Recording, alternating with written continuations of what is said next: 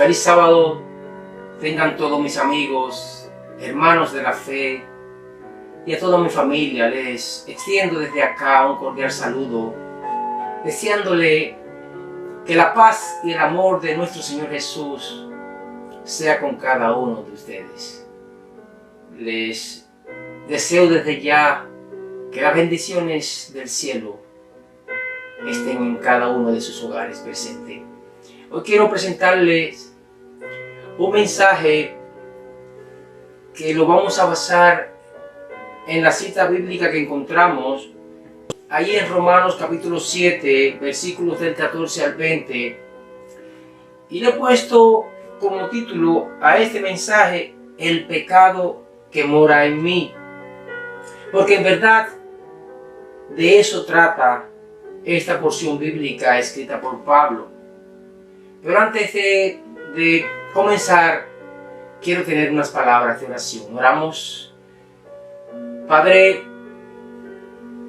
te damos las gracias en esta hora por poner en mi corazón el deseo de hacer tu voluntad. Gracias porque me mantienes ahí buscando de ti constantemente a pesar de los embates del enemigo.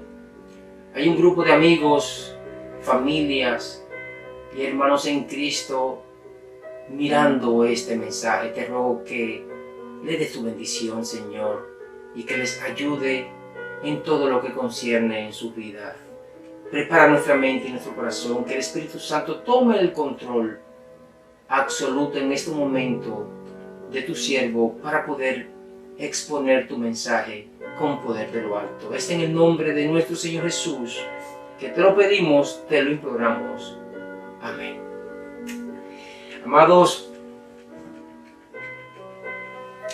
quiero comenzar diciéndoles que la visión que tiene el ser humano, toda la humanidad, con respecto a esa imagen que ha creado en su mente sobre este universo, no trata solamente sobre un problema de comprensión, es decir, no trata solamente sobre esa acción de asimilar, esa facultad de entender las cosas, sino que el gran problema de esta humanidad es que la mayoría no han podido transformar, la mayoría no han podido cambiar o modificar en su mente el modo de observar este universo. Y para poder comprender esto, mis amados, tenemos que cambiar el tipo de visión del cual estamos acostumbrados a tener desde que venimos a este mundo. Deja ver si me explico un poco mejor. Lo que en verdad les quiero decir es que todo ser humano tiene que pasar y experimentar en carne propia lo que se vive en los dos grupos de personas que existen en este mundo, para que al final tú puedas sacar tus propias conclusiones y puedas llegar a una mejor comprensión en cuanto a tu manera de pensar y de ver las cosas. La semana pasada escuché el testimonio de una joven que estaba siendo entrevistada por 3 personas. Y en aquella entrevista le preguntaron el por qué se había apartado de la iglesia a los 14 años, si había nacido en el Evangelio. Y saben, amados, me impactó su respuesta. Ella responde que cuando las personas nacen y crecen en los caminos de Dios, aquí ella, por supuesto, se refiere a los cristianos, pues dice ella que los nacidos en el Evangelio van a la iglesia por una mera costumbre. Y aquí miren lo que me causó impresión en sus palabras. Dice ella que van a la iglesia por una mera costumbre porque es lo que le imponen sus padres y van creciendo con una fe prestada por sus padres. Escuchen bien, van creciendo con una fe prestada por sus padres y es por eso que cuando abren los ojos al mundo se apartan de la iglesia, de los caminos de Dios. esta joven que el mes pasado cumplió 24 años, después que se apartó de la iglesia, tuvo que pasar por muchas vicisitudes, por muchos problemas, por muchas situaciones, por muchos sufrimientos. Incluso llegó al punto que intentó quitarse la vida en varias ocasiones. Y todo este proceso, mis amados, la llevó a entender y esclarecer en su mente el verdadero sentido de la vida.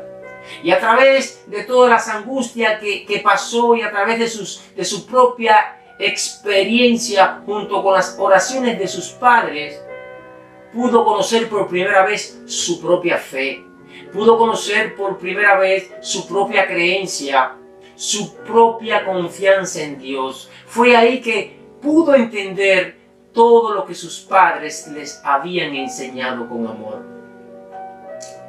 Creo que la palabra, y entiendo así, que la palabra del Hijo Pródigo,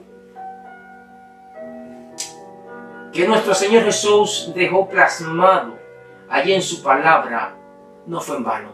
En esta parábola se encierra la vida del ser humano, o mejor dicho, la vida del cristiano que anda con una fe prestada por sus padres.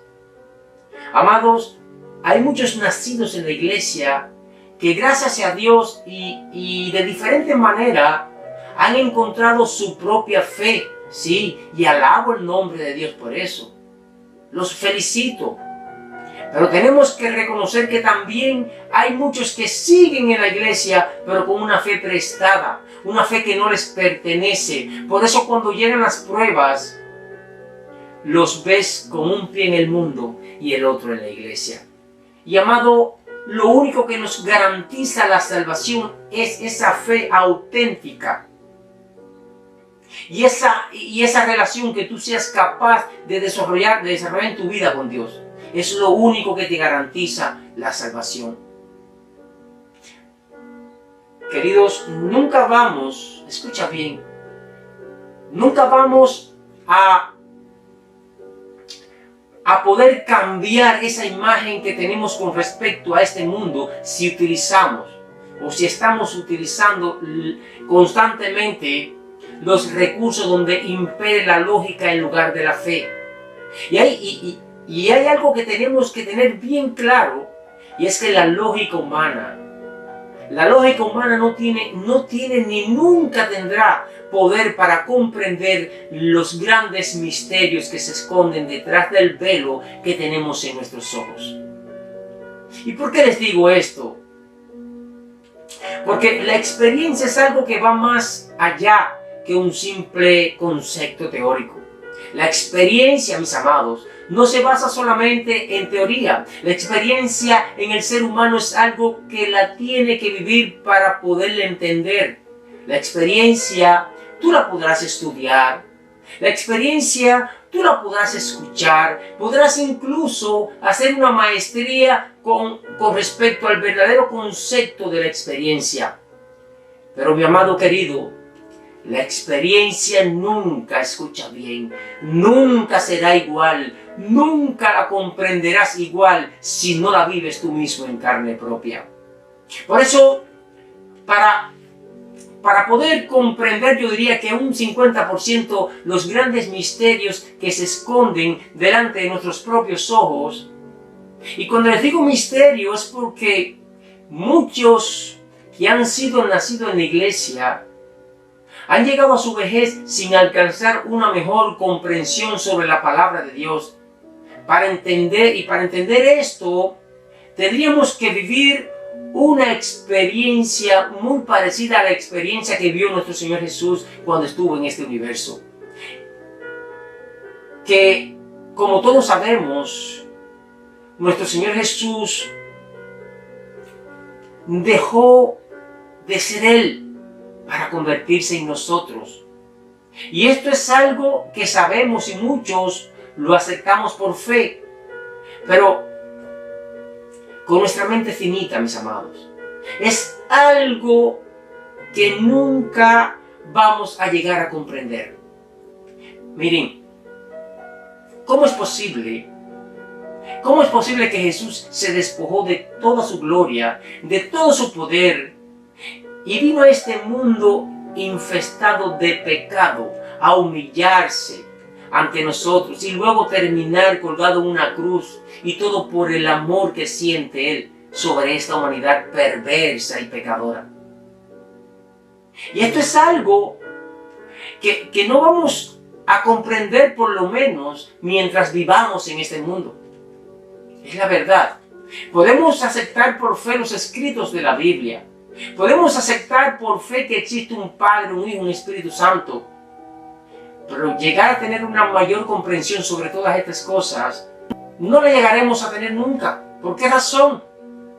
Porque siempre estarán esas interrogantes en nuestra mente que no vamos a entender, y que por muchos años que vivamos no vamos a alcanzar a tener una mayor claridad de entendimiento.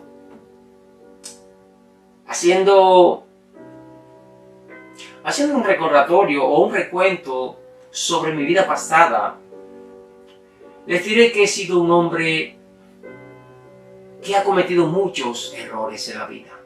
He cometido muchas injusticias. He tomado muchas malas decisiones, y muchos de los mensajes que he predicado, el Espíritu Santo lo ha puesto en mí basado en mi propia experiencia. Miren, amados, muchas veces el camino a las malas decisiones son provocados no solamente porque queremos hacer cosas malas, sino porque llegan a nuestra vida circunstancias en las cuales nos encontramos en ese momento. Sin esperarlo, llegan circunstancias a nuestra vida sin esperarlo, y es por eso que tomamos decisiones. Muchas veces tomamos malas decisiones por necesidad, por esa pobreza del cual carecemos muchos. Y cuando el ser humano carece de provisiones, hacemos cosas terribles, especialmente las madres cuando no tienen alimentos para darle a sus hijos. Y estas decisiones nos llevan a cometer errores. Otras veces tomamos malas decisiones en nuestra vida por causa del odio, por causa del rencor, por la rabia, por la ira, por los celos, por esa sed de venganza, etcétera, etcétera. Lo cierto es que en ese estado de crisis, las personas no piensan bien y producto de esto toman decisiones erradas en la vida, llevándolos así por el mal camino. Amados, hay crisis en el que el ser humano pierde tanto el control que se ha llegado a quitar la vida. Sí. ¿Saben? Quiero contarles una historia. Y con esta historia, no quiero justificar mis pecados, no quiero justificar mis malas decisiones y los errores que he cometido en toda mi vida. Pero quiero contarles en breve parte de mi vida. ¿Y saben por qué? Porque he sido señalado, he sido juzgado, he sido apuntado con ese dedo acusador. Y yo sé que también muchos de ustedes son señalados y acusados diariamente. Incluso todavía hoy día recibo mensajes de personas que, conociendo mi pasado, y créanme, son mensajes fuertes. Y lo más triste es que entre esas personas que me señalan, algunos dicen ser cristianos. Y como ya les dije anteriormente, la experiencia de otros, esa experiencia que tú no has vivido nunca, escucha bien, nunca la vas a entender si no la vives tú mismo en carne propia. Así que, a la edad de 4 años, yo perdí a mi madre. Y saben, no les voy a decir o no les voy a dar detalles cómo fue que falleció. Tal vez en otra ocasión les hable sobre esto. Pero lo único que les voy a decir es que falleció a la edad de 22 años. Y dejó 2 hijos, el cual su servidor es el mayor. Y ustedes no tienen idea. no tienen la más mínima idea de todo lo que pasamos mi hermano y yo, siendo aún bien pequeñitos, y hasta que alcanzamos la edad adulta. Hay que ponerse los zapatos de los demás para luego señalar. Hay que ponerse en los zapatos de los demás para luego juzgar y querer hacer tierra a una persona que según muchos no ha sido cambiada, no ha sido transformada por Cristo. Miren, una vez que las crisis llegan a tu vida, te pueden llevar a tomar dos decisiones, una mala y la otra buena. Lo cierto es que nadie se queda con los brazos cruzados. Inmediatamente hay que actuar, ya sea para tomar una buena o una mala decisión. Y quiero decirte, amado, que a la vez que tomamos una mala decisión y la ejecutamos, es muy difícil regresar atrás. Todo es un proceso, porque una mala decisión te lleva a otra. Y esta te lleva a tomar otra mucho mayor. Y cuando vienes a ver, no hay forma de regresar atrás. E incluso, hasta muchas veces, haces partícipes a otros de tus malas decisiones. Fíjense bien, como un pecado te lleva a otro, como un pecado te lleva a hundirte cada vez más. Primero tomas la mala decisión y luego, para tú proteger ese primer pecado, tienes que usar otro pecado para cubrir el primero. Fíjense que todo es un proceso. Si tú no cometes el primer pecado, pues no le das lugar al segundo. Y el hecho de haber tomado esa mala decisión, cualquiera que haya sido, cualquiera que sea, ahora tenemos que, ¿qué cosa? Proteger nuestra imagen y nuestra reputación. Por eso dice la Biblia que el que guarda todos los mandamientos, pero viola uno, se hace culpable de todos los demás, porque un pecado te lleva a otro y ese a otro más. Y como tú ves que no pasa nada, pues seguirás haciéndolo una y otra vez. Y ese mismo principio, mis amados, lo vemos desde el Edén, allí con nuestros primeros padres. Eva, después de ser engañada por la serpiente que le dice, si tú comes de esa fruta, tú no vas a morir nada. Y Eva la comió, y en efecto no murió, y fue a compartir esa buena noticia con su marido, el cual lo indujo a pecar también, desobedeciendo de esa manera a un mandato divino. Y luego, ¿qué pasó? Pues comenzaron a echarse la culpa el uno del otro, como para proteger su imagen y su reputación. Pero tal vez, ante los ojos humanos, tú podrás proteger tu imagen, sí, pero nunca vas a proteger tu imagen y esa reputación ante los ojos de Dios. Adán y Eva comenzaron tomando una mala decisión en su vida y terminaron violando todos los mandamientos. Y así hay muchas personas que su vida es todo un desastre. Andan con un enredo en su vida que no tienen manera de ver cómo salir de ahí. Ahora, ¿por qué cometemos errores en la vida? ¿Por qué tenemos que ser así, unos violentos, otros acusadores, otros mentirosos, otros que se deleitan en la maldad, otros que se deleitan en la concupiscencia, en la injusticia, en la lascivia, en el pecado? Vamos a la palabra de Dios. Y como le dije allí en la epístola a los Romanos, capítulo 7, versículo del 14 al 20, vamos a leer lo que expresa Pablo. Dice Romanos 7, versículo del 14 al 20, Porque sabemos que la ley es espiritual. Pero dice Pablo, pero yo soy carnal, vendido al pecado. Pues lo que hago no lo entiendo. Pues no hago lo que quiero, sino lo que aborrezco, eso hago. Y si lo que no quiero, eso hago, apruebo que la ley es buena. De manera que ya no soy yo quien lo hace, sino el pecado que mora en mí. Y yo sé que en mí, esto es en mi carne, no mora el bien. Pues el querer está en mí, pero el hacer el bien no está en mí. Porque no hago el bien que quiero, sino el mal que no quiero. Esto hago.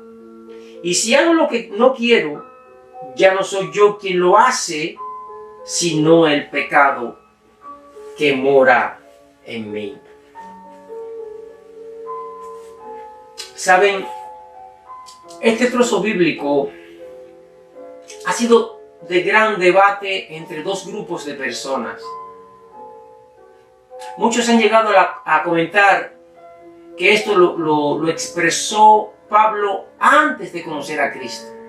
Y otros dicen que fue después que conoció a Jesús. Lo cierto es que hay tremendo debate entre estos dos grupos de personas, pero lo importante aquí, mis amados, no es saber si fue antes o después, porque nosotros o muchos de nosotros sabemos, está muy bien claro que cuando él escribió esta epístola, ya Pablo era un siervo de Cristo. Lo importante aquí es ver la lucha interior que había en este gran hombre de Dios. Aquí Pablo reconoce que la ley es espiritual, y es obvio, porque la ley la hizo Dios. Allí en el Evangelio de Juan, capítulo 4, versículo 24, podemos leer que Dios es espíritu. Por tanto, la ley es espiritual, porque Dios es espiritual. Y Pablo está consciente que esta ley no fue un invento del hombre, sino de Dios. Pero a la vez, Pablo reconoce que él es carnal. Dice que es vendido al pecado. Porque dice que lo que hace no lo entiende, pues no hace lo que quiere, sino que termina haciendo lo que aborrece. Y por eso aprueba que la ley es buena. Él llega a la conclusión de que la ley no es el problema, sino que el problema está en él. Porque dice que ya no es él quien hace esto o lo otro, sino el pecado que está dentro de él. Amados, hoy día ya no es popular hablar del pecado. Hoy día le dices a una persona pecadora y se ofende. Y este santo Hijo de Dios reconocía el pecado que moraba en él. Hoy día es algo normal que veamos personas del mismo sexo contrayendo matrimonio. Hoy día vemos que el aborto es algo normal. No se mira como pecado. No se mira como que esa madre es una asesina, matando a su propio hijo en su vientre. Lo cierto es que cada vez que se habla menos del asunto del pecado. Incluso muchos cristianos dicen que Cristo vino a este mundo a abolir la ley moral, que es el patrón por donde se debe regir la humanidad. Y como Cristo abolió la ley, ya nada de lo que se haga es pecado. Podemos robar, podemos matar, las personas del mismo sexo pueden contraer matrimonio, las madres pueden seguir matando a sus hijos en sus vientres, los hijos pueden seguir deshonrando a sus padres, la infidelidad de la pareja es algo normal. Y así una serie de pecados que no se miran como tal. ¿Y por qué pasan estas cosas? ¿Por qué esta humanidad ve todas estas cosas normal? ¿Por qué la sociedad en la cual vivimos ve el pecado como algo normal? Y mi amado, si no quieres hablar de pecado, no lo hagas, no lo hables. Pero eso no significa que no exista y que no se cometa diariamente. Miren, el pecado está dentro de nosotros y es un poco difícil de explicar. Pero cada vez que hacemos algo, cada vez que hacemos algo malo, sentimos esa sensación de que lo que hicimos no está bien hecho. Incluso hasta cuando nos ponemos a hablar de alguien, cuando nos ponemos a desmoralizar a una persona, comenzamos a hablar y hablar y hablar, y al final de tanto hablar, llega el momento que hasta tú mismo te sientes mal por haber hablado tanto de esa persona. ¿Verdad o mentira? La lengua, mis amados, es como una espada de doble filo. Es como una guillotina. Es la peor arma que pueda existir en este mundo. ¿Cuántos matrimonios hoy día están destrozados por culpa de esa lengua? Miren, un maltrato físico duele bastante, sí, es cierto. Pero cuando ese maltrato físico sana, se va y llega el momento en que se olvida. Pero un maltrato verbal salido de tu boca es como esa espada de doble filo que atraviesa los tuétanos hasta llegar a lo más profundo de tu corazón. Y esas palabras matan. Esas palabras matan los sueños. Esas palabras matan la sonrisa, matan la felicidad, matan la relación, terminan matando el alma. Las palabras, mis amados, lo destruye todo. Es peor que un huracán que por donde quiera que pasa, todo lo arrasa, todo lo destroza. Amados, y así como este santo de Dios reconocía el pecado que moraba en él, nosotros tenemos que tener bien claro que el pecado es real. Muchos negamos ser pecadores. Muchos se ofenden cuando se les habla de pecado.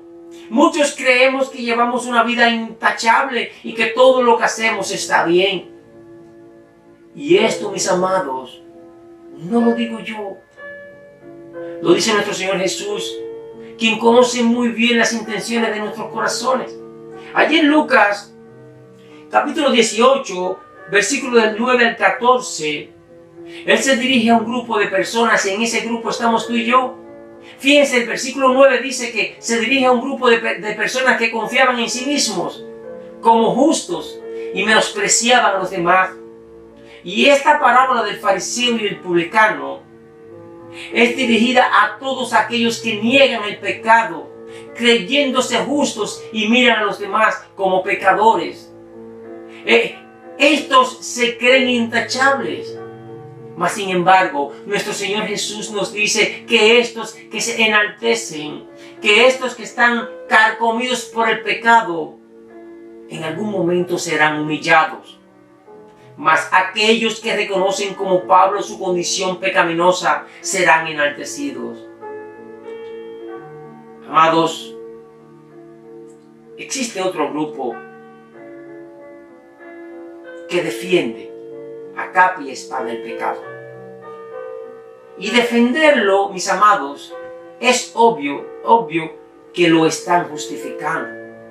Muchos reconocen que son pecadores, sí, pero no hacen nada. Lo único que hacen es justificarlo para poder seguir en su concupiscencia. Lo único que saben decir es, bueno, Dios sabe que soy un ser humano cargado de defectos, que soy débil y Él entiende todas estas cosas y por eso me perdona. Y mis amados, el pecado no tiene justificación alguna. Hay otro grupo que son expertos, escucha bien, en ignorar el pecado. No le dan ningún tipo de importancia alguna. Y este grupo es peor que aquellos que niegan y justifican el pecado. Porque este grupo, cuanto más ignora su condición pecaminosa, más poder le dan al pecado. Y cuanto más poder, más sensible, más insensible, más indiferente, más duro y frío se torna su corazón al escuchar la voz del Espíritu Santo. Por eso, mis amados, combatir el pecado es una cuestión de urgencia. no solo conocerlo, sino también hay que vencerlo al precio que sea necesario. Hay que vencer ese pecado. Combatirlo es urgente. Y fíjense, vencerlo no es un asunto de ideas, es un asunto de salvación. Miren, Adán y Eva fueron echados del Edén por un solo pecado.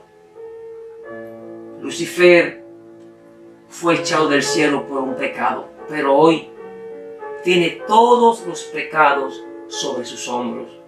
Y si Dios echó a Lucifer del cielo por un pecado, si Dios echó a Adán y a Eva del jardín del Edén por una desobediencia, ¿cómo es posible que muchos piensen que Dios los va a llevar al cielo con tantos defectos de carácter? Tenemos que mirarnos en un espejo y así como Pablo decirnos, yo sé hacer lo bueno, pero al final termino haciendo lo malo. Y la gran pregunta aquí es, ¿habrá esperanza de obedecer a Dios?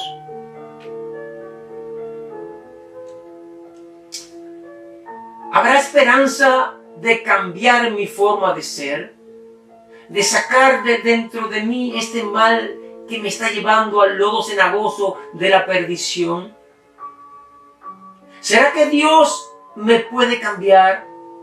¿Será que Dios podrá sacar todos esos pensamientos y sentimientos pecaminosos que carcomen mi vida y me va a renovar de tal manera que pueda decir como ese santo de Dios, que al principio reconocía que el pecado moraba en él, pero luego en Gálatas 2:20 reconoce que juntamente fue crucificado con Cristo y que a pesar de vivir en la carne, ya no vivía él, sino que quien vivía en él era el propio Cristo Jesús? ¿Será que Dios pueda renovarme, trayendo a mi vida los frutos del Espíritu Santo? Amor, gozo, paz, paciencia, benignidad, bondad, fe, mansedumbre, templanza. Pues claro que sí, mis amados. Claro que puede. Se nos está hablando una persona que fue transformada, aunque muchos no lo crean. Pero primero tenemos que dejar de estar envenenando nuestro corazón con chismes y bretes. Porque el que esté libre de pecado, como dice el Señor, que tire la primera piedra. La palabra de Dios dice que todo el que diga que en él no hay pecado, entonces hace a Dios un mentiroso. Dice Isaías que desde la cabeza hasta los pies somos como llagas podridas, somos como trapo de inmundicia. Samuel dice que somos como perros muertos y Job dice que somos como gusanos. ¿Saben? Si hay algo que Dios aborrece, es ese dedo acusador. ¿Cómo es posible que un pecador critique a otro pecador? ¿Cómo es posible que un pecador señale a otro pecador? Dios conoce todas nuestras obras. Las personas que se esconden para cometer sus sinvergüenzuras sin darse cuenta, no tienen la menor idea de que Dios lo mira todo y todo se está escribiendo en un libro y que por ese libro estamos siendo juzgados. Nuestros hechos, todos están escritos. Y es por ahí, mis amados, que seremos juzgados. El apóstol Pablo dice que nosotros estamos desnudos ante los ojos de Dios. No hay pensamiento que pase por nuestra mente sin que Dios no esté presente. Por eso dice Eclesiastés 12:14 que Dios traerá toda obra a juicio, juntamente con toda cosa encubierta, sea buena o sea mala.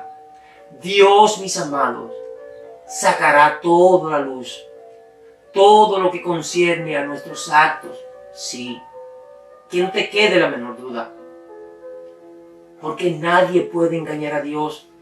Entonces, ¿nos conoce Dios? Pues claro que nos conoce. Él fue quien nos creó. Él fue quien nos engendró en el vientre de nuestra madre. Él sabe todo sobre nosotros. Nos conoce mejor que nosotros mismos, porque nosotros no sabemos ni aún sabremos, por ejemplo, cuántos cabellos nos quedan o tenemos en nuestra cabeza. Y yo, que prácticamente he perdido más del 80% de mis cabellos, tampoco podría contar ese 20% que me queda. Sin embargo, la Biblia dice que hasta tiene nuestros cabellos contados. Entonces, mis amados, ¿nos conoce Dios más que a nosotros mismos? ¿Sí o no? Pues claro que sí. Miren, el que dice amar a Dios, que ame también a su hermano, que ame también a su prójimo. Eso es lo que dice la palabra de Dios. Pero una persona, escucha bien, que no tiene escrúpulos en hacerle daño a su prójimo, ya sea en palabras, en hechos o en acciones, la Biblia dice que es un mentiroso y que la verdad no está en él. Porque su amor es falso, ni ama a Dios ni ama al prójimo, solo se ama a sí mismo. Queridos, el que dice amar a Dios, que también ame a su prójimo, porque es un mandato divino. Allí en el capítulo 3 de Romanos, versículo 23, dice Pablo que todos estamos destituidos de la gloria de Dios. Esto quiere decir que no tenemos derecho a heredar el reino de Dios.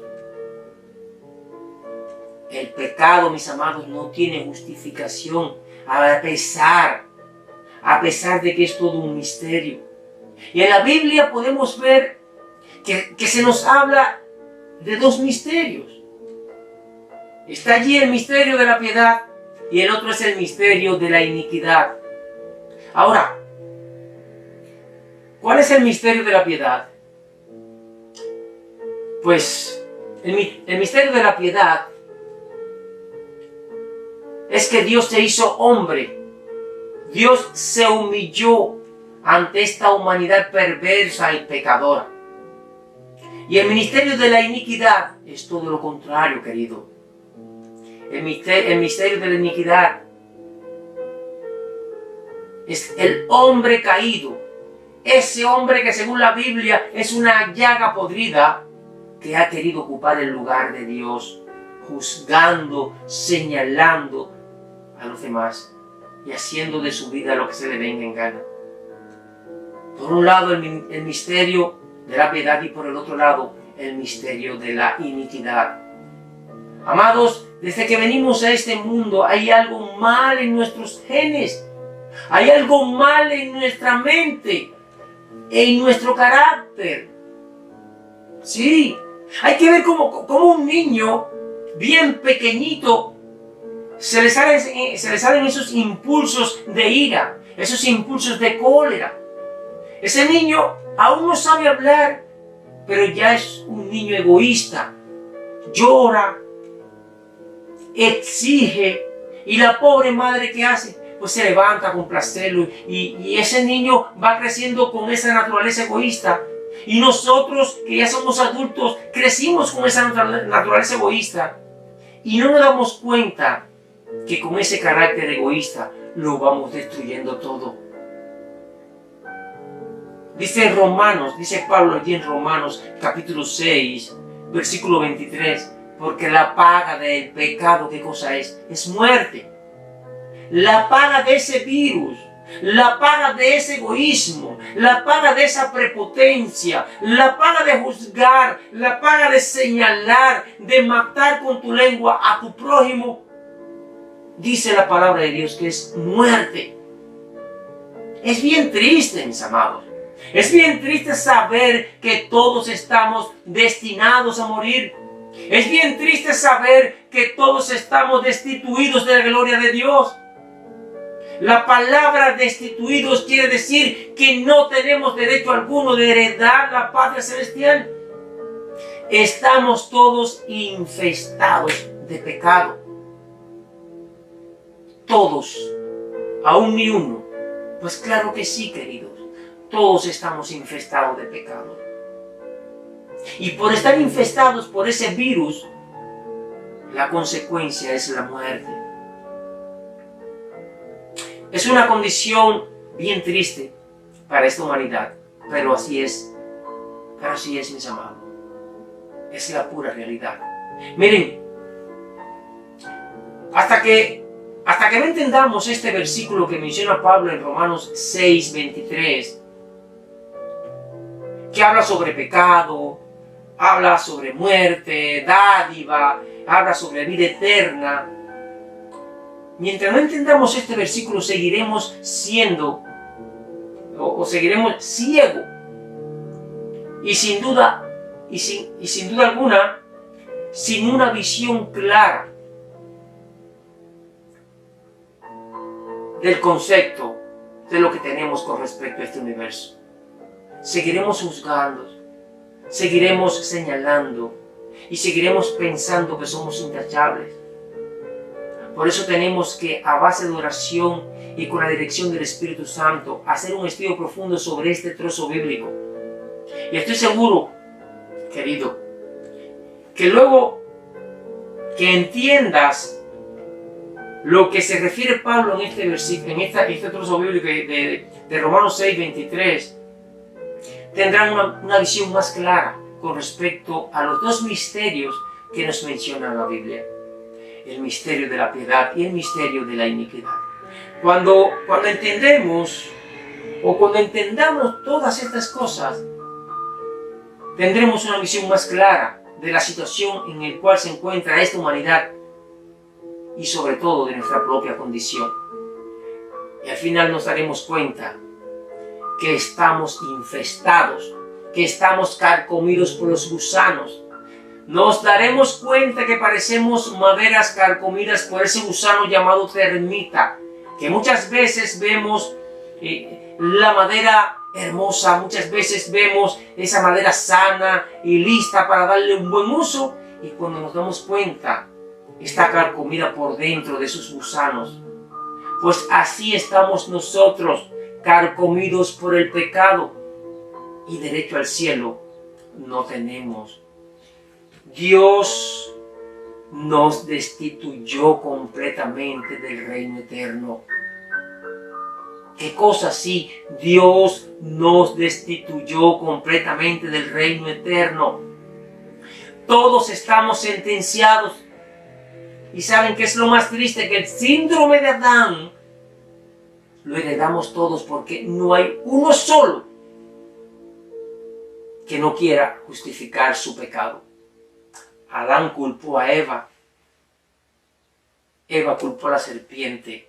Pues nosotros siempre culparemos a alguien, ya sea a tus abuelos, a tus padres, diciendo: bueno, soy así porque yo lo heredé de ellos, soy así porque en mi hogar crecí mirando estas prácticas, soy así porque en la cultura que me crié esto es lo que se practica. En fin, buscaremos un sinnúmero de justificaciones para quitarnos la culpa. Pero quiero decirte, mi amado, que el pecado que está dentro de cada uno de nosotros, solo tú eres el responsable de tu propio pecado. Solo es tuyo. No puedes culpar a otro. Hay algo en nosotros que desde que comenzamos a mirar el mundo comienza a crecer, comienza a germinar como una semilla malévola. Es una influencia muy fuerte dentro de nosotros. Y el mismo Pablo lo dice. Dice Pablo: yo sé que el pecado está dentro de mí, carcomiendo mi vida. Amados, si Pablo luchó duramente con el pecado, que era un santo apóstol, un santo hombre de Dios, ¿cuánto más nosotros? El mismo Santiago dice que Elías era un varón de Dios, que era un varón de Dios, tenía pasiones semejantes a la nuestra. Por eso todos los que hemos pasado y todos los que están por pasar por este planeta vivirán y experimentarán vivencias del pecado. Miren lo que dice Romanos 3, capítulo 3, versículo del 10 al 13. Así dice Pablo, como está escrito, no hay justo ni aun uno, no hay quien entienda, no hay quien busque a Dios, todos se desviaron, a una se hicieron inútiles, no hay quien haga lo bueno, no hay ni siquiera uno, sepulcro abierto en su garganta, con su lengua engañan, veneno de áspides hay debajo de sus labios. Amados, somos malos de nacimiento, somos bien malos. ¿Verdad, mentira? Somos bien malos. El mal está dentro de nosotros. Sí. Por eso Pablo nos dice que la paga del pecado es muerte. Ahora en estos mismos momentos hay una guerra bien fuerte en cada uno de nosotros. ¿Y contra quién es esa guerra? ¿Me podrías decir tú? Si quieres, escríbelo ahí, haz un comentario y dime con quién es esa guerra. En el libro El Camino a Cristo, de la Sierva de Dios, página 32, ella nos explica contra quién es esa guerra. Ella dice que la guerra contra nosotros mismos es la batalla más grande que jamás se haya reñido. Amado, esta es la mayor batalla, la que tú tienes contra ti mismo. Te miras frente a un espejo y tú mismo te miras como tu propio enemigo. Sigue diciendo la cita, el rendirse a sí mismo, entregando todo a la voluntad de Dios, requiere una lucha. Y para que el alma sea renovada en santidad, debe someterse a Dios. Ahora, ¿cómo someternos a Dios? ¿Cómo someterme a Dios con este corazón de piedra y estos sentimientos y pensamientos de maldad que hay en mí? Bien, amados, ¿por qué razón pecamos? A ver. Lo hacemos deliberadamente, pero muchos no se han puesto a pensar por qué razón pecamos.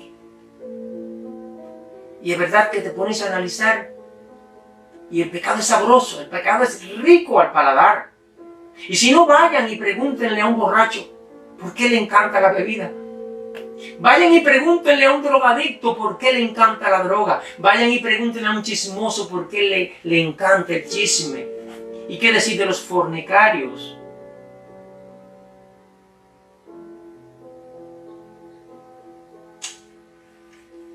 Hay una canción que fue muy popular en los años 90 en mi país y estoy seguro que en muchos países de habla hispana también fue muy popular, que dice así, que los amores prohibidos son más intensos que los permitidos y que cuando se está pecando, cuando estás en ese acto de depravación, cuando estás en ese acto de lascivia, de concupiscencia, según el cantante, es como si tocaras el cielo.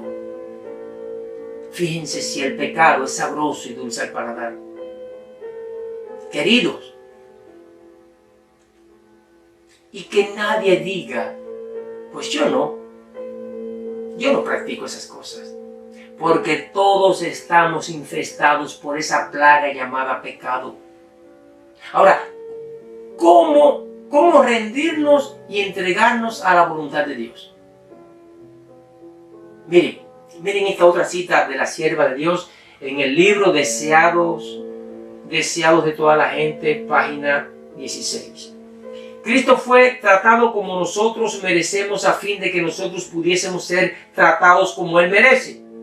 Fue condenado por nuestros pecados en los cuales no había participado a fin de que nosotros pudiésemos ser justificados por su justicia, en la cual no habíamos participado. Él sufrió la muerte nuestra a fin de que pudiésemos recibir la vida suya, y por su llaga fuimos nosotros curarnos. ¿Qué podemos entender aquí con esta cita? Pues es bien sencillo.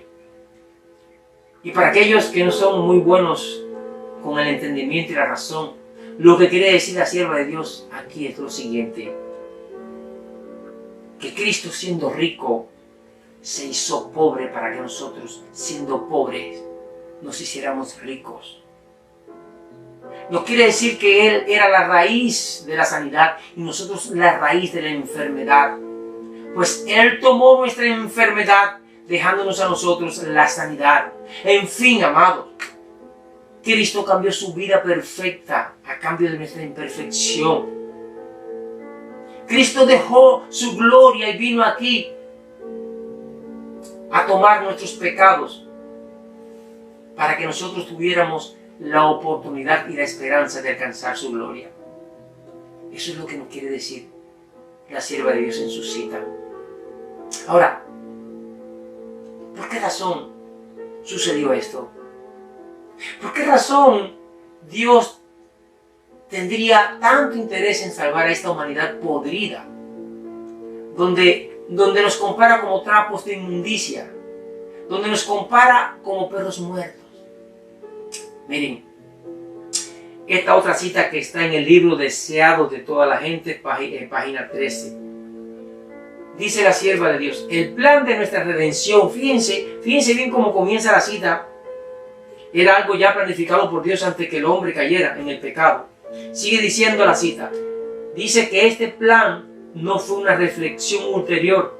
Esta palabra ulterior significa algo que se hace o sucede después de otra cosa. No sé si lo van entendiendo. Sigue diciendo la cita. Así que dice ella que no fue una reflexión ulterior formulada por la caída de Adán. Fue una revelación del misterio que por tiempos eternos fue guardado en silencio.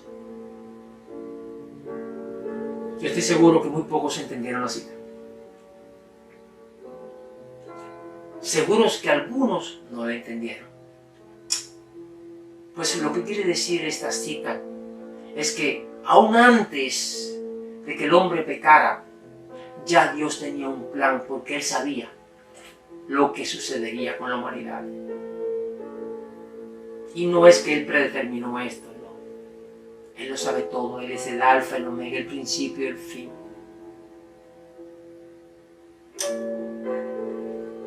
La sierva de Dios habla sobre la revelación de un misterio que por tiempos eternos fue guardado en silencio. ¿Qué fue guardado en silencio?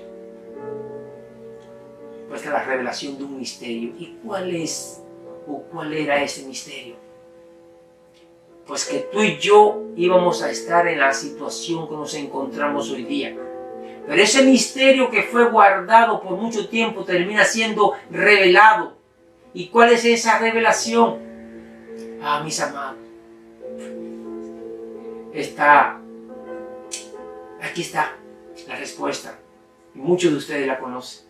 La encontramos en el Evangelio de Juan, capítulo 3, versículo 16, donde nos dice: porque de tal manera, un versículo conocido por la humanidad, porque de tal manera amó Dios al mundo que entregó a su único Hijo, para que todo aquel que en él crea no se pierda, mas tenga vida eterna.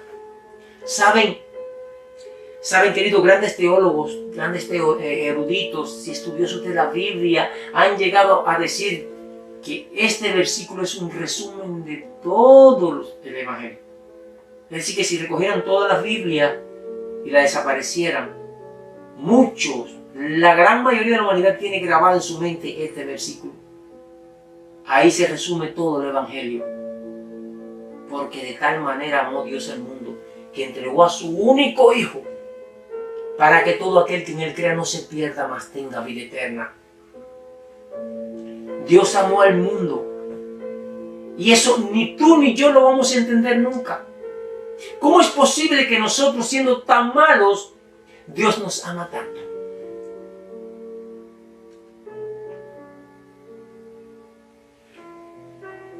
Claro está, humanamente nunca lo vamos a entender. La sierva de Dios dice que por los siglos de la eternidad, el tema de nuestra reflexión, vamos a estar siempre reflexionando en esto. Y va a ser la profundidad del amor de Dios. No vamos a entenderlo. Es decir, por toda la eternidad vamos a estar reflexionando mientras vivamos en este mundo, y aquellos que van a heredar el reino eterno seguirán reflexionando en ese gran amor de Dios. Ahora mismo, no entendemos nada. No podemos todavía entender qué significó para Dios haber dado a su único Hijo para que hoy nosotros tuviéramos esperanza de vida y de vida eterna. Tal vez para aquellos que tenemos hijos, tenemos alguna percepción, una cosa mínima de lo que significó. Pero aún así, ni idea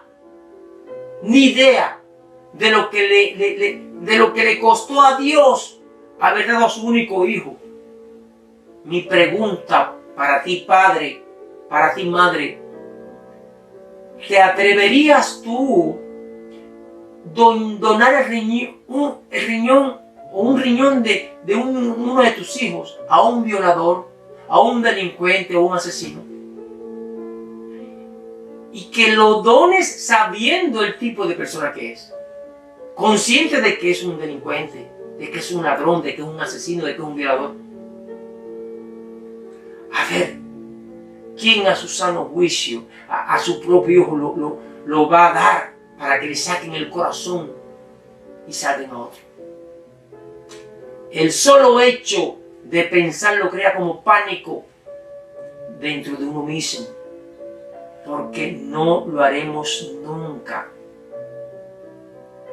Nuestro amor es egoísta,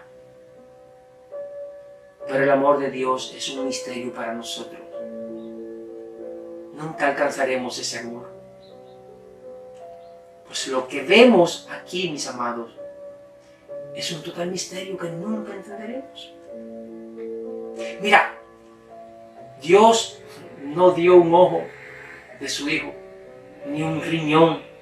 Dios lo dio todo, entregó a su Hijo para que las mismas personas por las que Él vino a salvar lo hicieran prácticamente pedazos y después colgarlo en aquella cruz de la manera más sanguinaria y fría que pueda existir. Mi pregunta es, ¿cómo es posible que Dios haya enviado a su Hijo justo, santo y bueno, que lo único que vino a hacer aquí vino a curar, vino a sanar, vino a devolver esperanza a esta humanidad, hasta dar de comer a muchos, para que le hicieran todo lo que le hicieron? ¿Saben? El diablo sabía que Cristo iba a venir.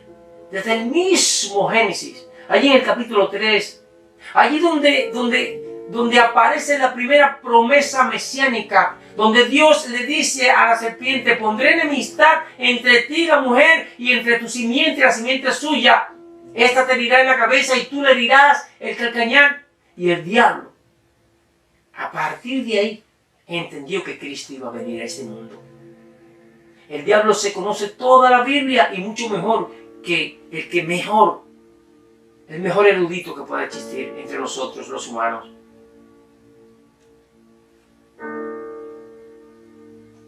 El diablo sabía que Cristo vendría así. Por eso se preparó por miles de años y le preparó la peor tortura. Por eso ahí en Isaías 53:7 dice: como cordero fue llevado al matadero. Cristo sabía, mis amados, todo lo que le pasaría, porque Él sabía a lo que Él había venido. Sin embargo, fíjate en la ingratitud de la humanidad. ¿Dónde estaban todas las personas que Él sanó? ¿Dónde estaban todas las personas que Él alimentó? Las personas que Él resucitó. El diablo lo planificó tanto y sentía tanto odio por Cristo que su plan fue destruirlo física, mental, psicológica y emocionalmente. Primero le quitó a los amigos, porque lo traicionaron. Hasta Pedro, que dijo que no lo negaría, terminó negándolo 3 veces. Ahí Pedro aprendió que el pecado es mucho más grande que lo que él se imaginaba, porque el pecado te hace egoísta. Decimos amar cuando todo está bien, pero a la hora de la verdad, es mejor decir, aquí corrió, que no aquí murió. Ahí fue donde Pedro entendió de verdad la realidad de todo lo que estaba pasando a partir de ahí dejó de criticar a sus hermanos, porque se dio cuenta que el problema era él mismo y no los demás. Se dio cuenta que él mismo estaba infestado por el pecado y que era igual o peor a los demás. ¿Van entendiendo hasta aquí? Muchos que han estudiado los evangelios saben que el látigo con que azotaron a Cristo, en las puntas de las tiras de cuero, en cada punta habían pedazos de metal que cuando le daban por la espalda a Cristo se le enterraban en la piel, y cuando jalaban los pedazos de carne venían pegados en esos metales. Y fueron 40 azotes y lo hicieron en 2 ocasiones. Una vez fue con Herodes y la otra fue con Pilato. Se dice que las costillas de Cristo se podían ver. Su piel estaba lacerada. Aquellos hombres sanguinarios le descargaban con odio. ¿Qué les había hecho Cristo a ellos para que ellos descargaran ese odio sobre él? Si él había venido a salvarlos. Amados, no había nadie por aquel lugar. Nadie se acordaba de Cristo. Incluso los discípulos, tiempo antes, cuando ya él iba a ser entregado, les dijo, manténganse orando, por favor. Y en 2 ocasiones los encontró durmiendo. Nadie había tomado a Cristo en serio. Y hoy día nadie está tomando a Cristo en serio. Los discípulos tomaron a Cristo en serio cuando lo vieron colgado en la cruz. Y hoy tú, mi amigo, espero que no sea tu historia, pero muchos van a tomar en serio a Cristo cuando lo vean bajar en las nubes de los cielos en busca de aquellos que estuvieron esperando en Él.